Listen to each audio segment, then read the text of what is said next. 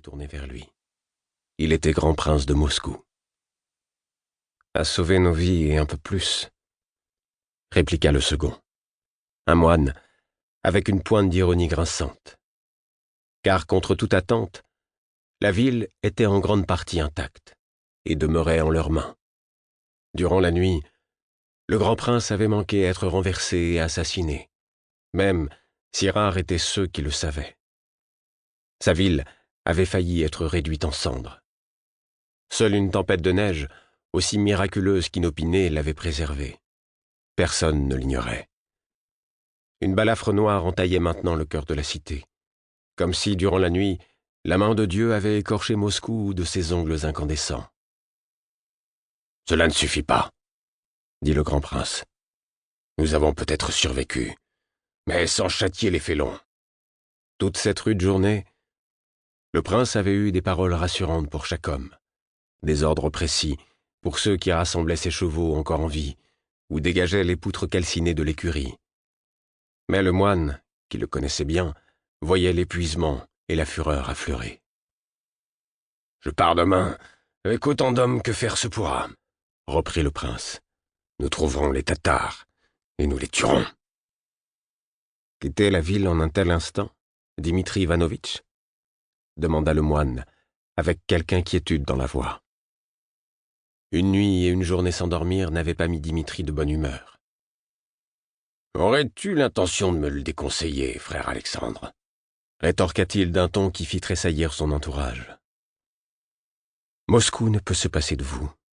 Nous avons des morts à veiller. Des réserves de grains, des troupeaux et des entrepôts ont été mis à mal. La vengeance ne nourrit pas les enfants, Dimitri Ivanovitch. » Le moine n'avait pas plus dormi que le grand prince. Il avait du mal à masquer la tension dans sa voix. Son bras gauche était bandé. Une flèche l'avait frappé dans le muscle sous l'épaule, avant d'être extraite, arrachée à travers les chairs. « Les Tatars m'ont attaqué dans mon propre palais, après que je les y ai accueillis de bonne foi, » répliqua Dimitri sans chercher à dissimuler sa fureur. « Ils ont conspiré avec un usurpateur. Incendier ma ville. Tout cela doit-il rester impuni, frère ? » En fait, les Tatars n'avaient pas embrasé la cité, mais frère Alexandre n'en dit rien. Mieux valait ne pas revenir sur cette erreur. Elle ne pouvait plus être corrigée.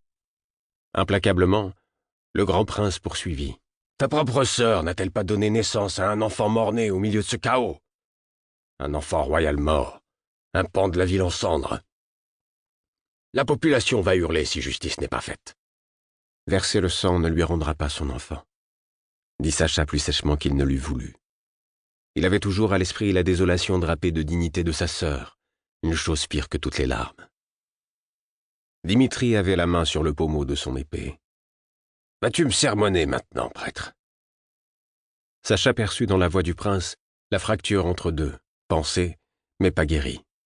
« Certainement pas. » Dimitri se fit violence pour lâcher la poignée aux serpents entrelacés.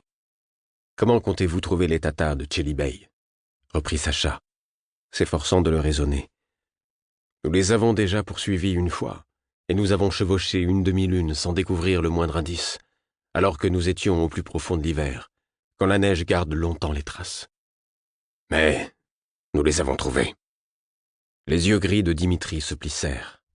« Ta sœur cadette a-t-elle survécu à cette nuit ?»« Oui, » répondit prudemment Sacha. « Des brûlures au visage et une côte cassée, selon Olga, mais elle est en vie. » Dimitri parut troublé.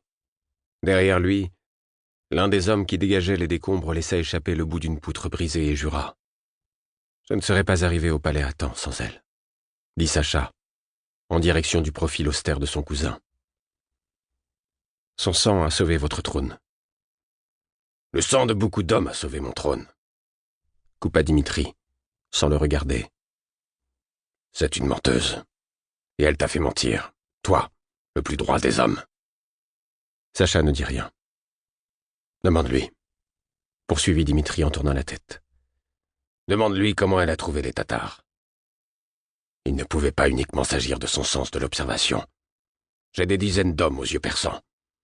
Demande-lui comment elle s'y est prise, et je la ferai récompenser.